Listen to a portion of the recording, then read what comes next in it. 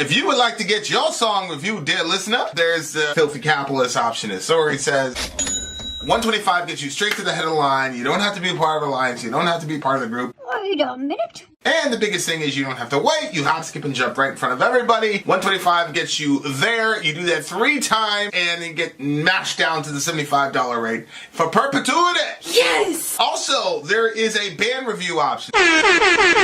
So if you've got a band and you're trying to get your band some exposure, hit me up at insori@gmail.com and I'll show you the details about how to pull that off. You can also jump on Patreon and there is a option on the tiers to be able to get your band reviewed. Yep. Obviously, we can't lie to you, so we can't guarantee a positive review. Get what you get. It's just rubbish. Rubbish. Rubbish. That's British for garbage. My favorite is the community option. $1 at the gate gets you in at Patreon. You get to join an alliance. The alliance joins their points together, and that helps determine what songs that we do. The alliances hang out on Discord. Message me on Patreon to get the link. And they do all kinds of other cool things. They do Minecraft, Dungeons and Dragons. Yeah. It's really a community within the community. Anybody can go in the village, facebook.com/Vin and Sori. There's 160,000+ people on the channel. What's cool about the Discord is that it offers a real opportunity for community connection, friendship, that type of thing. And it's on Discord, so if you're not a Facebook person, it's for you. You start off at $1. Right. Plus you get exclusives. Sori and I are working on a song. So the first 15 seconds of that was on Patreon. Also, at $15 tier and above, when we actually debut the video, they're going to be there live with us. There you are, dear listener. Buy our merch. Buy our merch, Adina Chasalita. To buy our merch. Yes, dear listener, yes, dear listener, yes, dear listener. We are in the midst of a ultra stream. This is Warlock-Touch of Evil. Who is this for? Artero picked this one. Artero! He says, there are a great many excellent female vocalists in metal, and several of them have been featured on your channel before. That's right. But only one of them is known around the world as the Metal Queen. And it's high time you made her We did Ladies Week. Mm-hmm. Ladies Week was a big hit. We should season 3. Doro Pesch was the singer and an original member of the Germany heavy metal band Warlock, formed in 1983. Sadly, the band only released 4 albums in the 80s before breaking up. But Doro was far from finished. Although she was the last remaining member of the band, she was prevented from using the name Warlock for legal reasons. So her band now simply uses the name Doro.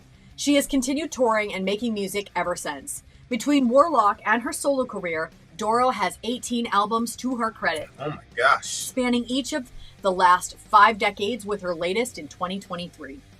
Yours truly will be seeing Doro live at a metal festival in Houston next week, which inspired me to submit her music for your enjoyment tonight. The song Touch of Evil is from Warlock's final album in 1987. Let's check it out. All right. According to Overshadow Sean, Doro is pretty metal. So Warlock, Touch of Evil. Warlock, Touch of Evil. Here we go, dear listener. Nope, that's the wrong one. That is the wrong one. Tell to the people. And I think this one might be one of the ones that has an official. Here is it. Warlock, Touch of Evil. MP4. Here we go. Let's check it out.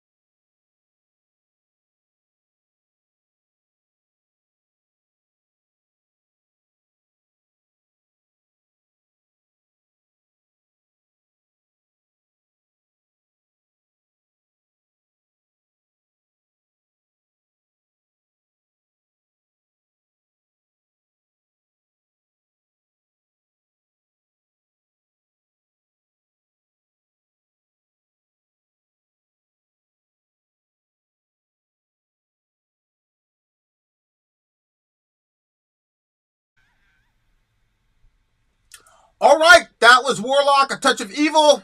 Okay, got a little bit repetitive for me, bro. I'm not gonna lie to you. Like I wanted to know more about The Touch of Evil. She kept repeating that like a bunch of times, but that's okay. What was your thought process? You want my number 1 or my 2 or 3? I actually I liked it when it was starting out. She was really going for it, and I liked outside the flaming ring of fire. There's nothing left for me to lose. I shoot to kill if I desire. I walk away if I so choose.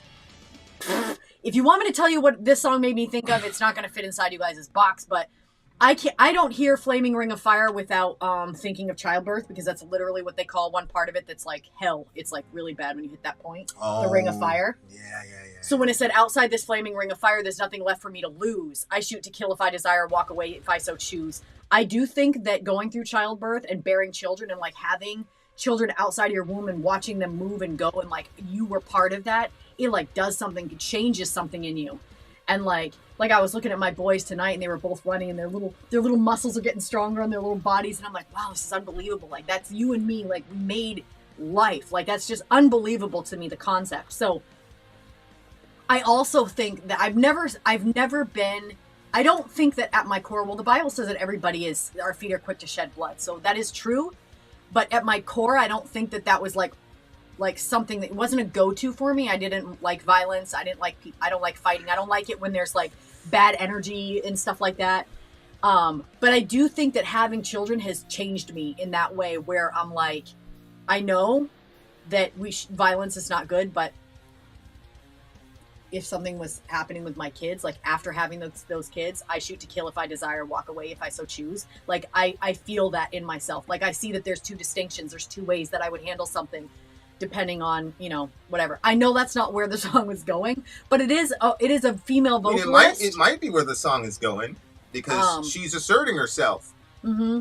She's saying like, I have autonomy here. And obviously there's a floating elephant in the room, but aside from that, women are just kind of never really taken seriously, never looked upon generally as dangerous. Mm-hmm. Women, like when I used to get warned about women, I mean, no, it was usually white women, and so the danger was they would use the police to fuck up your life, which is mm-hmm. It's happened. So my solution was just go after the Spanish girls because the cops didn't care about the Spanish girls either. They were kind of like almost black. Mm. So like that kind of danger you're warned about, especially as a black person. But like the idea that a woman in herself could defend herself to the point where, you die, like that's not really, women aren't told to like embrace that kind of energy, and obviously like you don't want to promote a message, go kill people. No. But it's difficult, man, because there are some biological realities. Okay, so one biological reality would be men are intrinsically stronger than women. That's a fact. There's a reason why there's a men's division and a women's division in UFC. Mm-hmm. Okay, men are stronger than women. That's just a fact. Men are more violent than women. That's a fact. Men kill more people than women. That's a fact.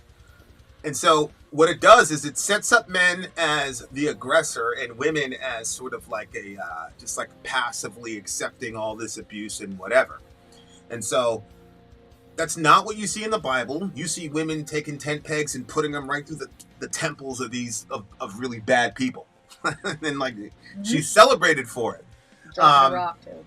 The term strength and honor, which was used through Gladiator, strength and honor. Me and my boys, like that was our thing, man. Like we all went to see in the Bronx, we all went to see Gladiator together, and after that, it was like strength and honor was our thing. Mm-hmm. But that term is actually used in the Bible of a woman in Proverbs 31. She says that she has strength and honor, and so like there's this presentation of women in the scripture where they are capable of anything that men are capable of and more, because we can help to generate life, but we can't foster and bring life forth. That's what women do. And then when the men weren't doing what they needed to do as far as protecting the village, the women got busy. They didn't sit around and go, what are we going to do? Mm-hmm. They went and got busy. So I'm not literalizing what she's saying here. I'm just looking at it like, yo, you guys have that button. Dudes like have a button, and she's saying, I got the button too. Don't underestimate it. Yeah. I got the button too. Right. You know, and I think that's important. It's very important. Middle Earth says, women love true crime shows and poisoners. A little antifreeze in the coffee. Don't sleep on women's ability to do damage. It's true. It's true. My grandmother always used to say, don't get caught being black around them white girls when I was like 16. Yeah, see, so you know. You know what's up, bro. Yeah, I'm not going to go out and like put out all of CISO's information, but me and him got a lot in common. Shout out to CISO. But like, later, Maria. So like, that was the energy I was getting from the video. Like, you know, it sucks that women even have to get pushed to the point where they're like, yo, I can get busy too. But I mean, that's just the world. That's just the world that we're living in. Yeah. And you know, it's a challenge for me because like,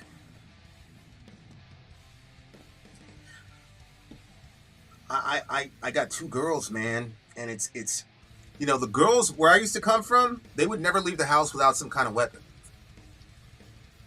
You know, box cutter, mate, whatever. Like, all the girls I knew in the hood, like they had something. Like, and so like with my kids, like they're getting older, they want to take walks and shit like that. So I'm like, oh, okay, where's the box cutter? And it's like, they're not raised in that environment. Like, even if they had one and somebody came after them, like they don't have it inside of them to do, you know, and like it's like we had that conversation a couple of weeks ago, and I was just like, I got to come up with something else, man. But like a lot of it is just me. I don't want them outside without some sort of equalizer. I know. Yeah. But then it's like, you know, come on, that's kind of an antisocial way to. So like. Yeah, I think. So I don't know. I think like that also like, for me, like the dilemma is there is a certain energy that you have to have, or a certain level of like readiness that you have to use a box cutter if you have it. You know what I'm saying? And like as a woman, you know, you want to take care of the side of yourself that is the nurturer, and the part of yourself that is peaceful, and the part of yourself that is soft, that cares, like for when you're caring for your children and when you're doing stuff like that.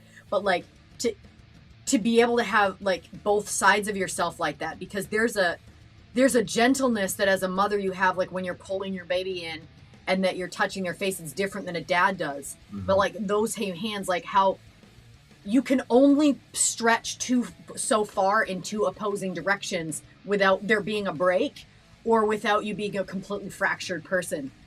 And so, you know, that's kind of always like my dilemma, is like I want that soft side of myself available for my kids, but then at the same time you live in a world that's kind of fucked up, and so it's like, you know, but that's where I end up like trying to slip myself into like, okay, at the end, like it's me and Jesus, and you know, but at the same time I say that because I've got you behind me, you know what I'm saying? Like that concert that I went to, the last concert I went to with me and the other girl, like being in that situation, long story short, there was like some perverted old men that were like sitting beside us, and stuff got a little bit whatever, and you know, we tried to stand up for ourselves, and there were no men around that, like everybody could see what was happening. Like this guy was like even touching the women in front of him that had a guy, and the guys like could tell you you could tell the guys didn't like it, but they weren't doing anything about it. And like I'm so used to spending time around like your energy, like it would have never happened. And like the whole, you know, the scene, it was frustrating to say the least, because at the end of the day, like you feel like powerless, because it's like, well, what can you really do if the person is not stopping? And even though they're older, like what are you gonna do? You know what I'm saying? Like, are you gonna take a box cutter out and cut their throat for it? Like, you know what I'm saying? Like, it's just, but that's why you need like. Takara did that. She did. I gave it to her. And what happened? The guy got $150. And then? But see, this is what I'm saying. We saw him in school with a big line down his face. So. And like, So like, there's a part of me that's like, I hated how that way that night went. I mean, we still stood up for ourselves the best that we could, whatever. And I'm proud of us for doing that. But there's the other side too that's like, well, I don't want the change as a person that I know would happen in me if I gave somebody $1.50. Yeah. And yeah, that's why. Yeah. But yeah, I don't even like hearing about that situation. Like, yeah.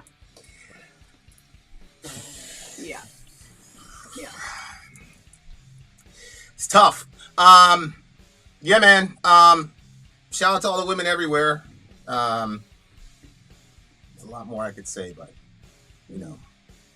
it is what it is. It is what it is. But did you hear what Cecil said? Just took the wife to the range today to make sure we're in shape if either one of us has to use it. Yeah.